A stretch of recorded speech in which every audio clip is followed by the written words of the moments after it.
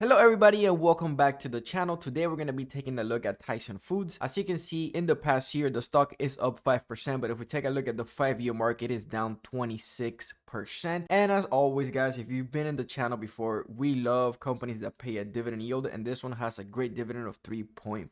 I'm sure you're familiar with Tyson Foods. They're an American multinational corporation. They are based in Arkansas, and they are the second largest processor and marketer of chicken, beef, and pork. If you've not seen them before, this is a little bit of what the company logo looks like, and something like this. I'm pretty sure if you've ever been to the supermarket, you would have seen these crispy chicken breasts, or chicken tenders, I'm sorry. Just like the last video, I like to invest in companies like Tyson Food because of their broad expenditure in the brands that they own. So for example, if we click on their our brands in Tyson Foods page, you can see these are all the companies that they own, and it just doesn't end there, right? We could keep clicking, and as you can see, it's a whole bunch of brands. So let's go ahead and click the see all, and we could pretty much see everything here. And the reason why I like to invest in companies with a lot of brands is because they are making income from different types of the market, which gives them a lot of moat. So moats, the best way I can explain it is how much of a sector or a market one single company can control just because of who they are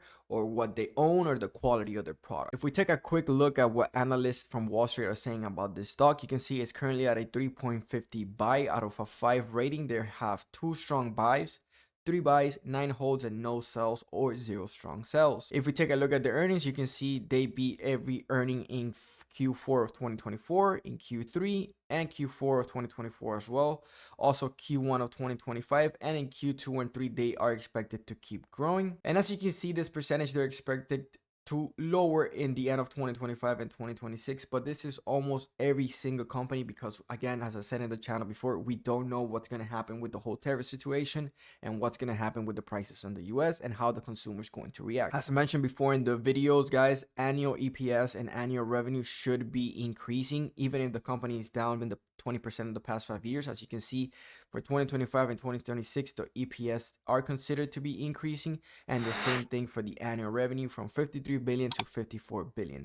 It doesn't seem like a lot, but the company's still growing, and the more revenue they make, usually they have more free cash flow. So let's find out if that's the case. We take a look at the total revenues. We can see they went from 43 billion all the way to 53, which is what we're currently at. And as you saw, by the end of 2025, they should be doing 57 billion. So this is a good number to keep in mind.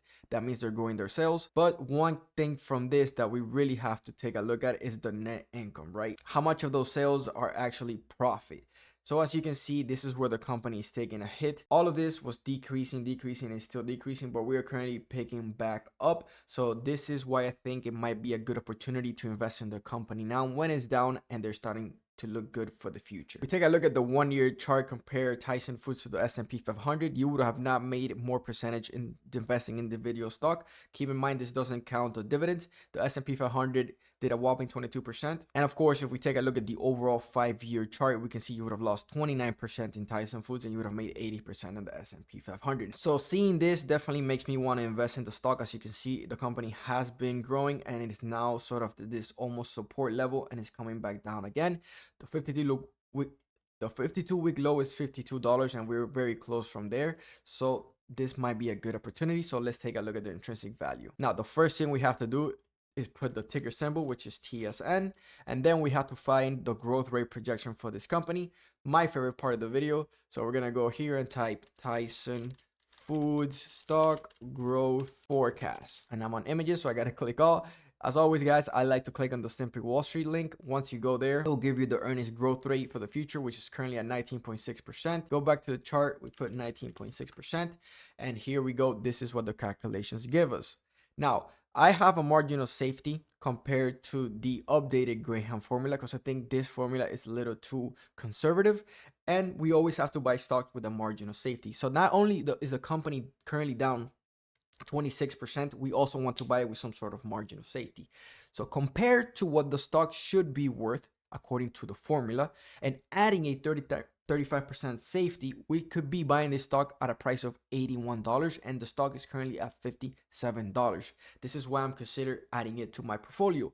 Now, keep in mind, guys, I am not a financial advisor, so please do your own due diligence, but I think I'm going to be adding this to my portfolio sometime soon. I'm still going to wait a little bit to see how the stock reacts. Do you think this will be a good investment, or does this type of stock fit your investment style? Please let me know in the comments below. As always, guys, if you enjoyed the video, please consider leaving a like and subscribing, and I'll see you on the next video.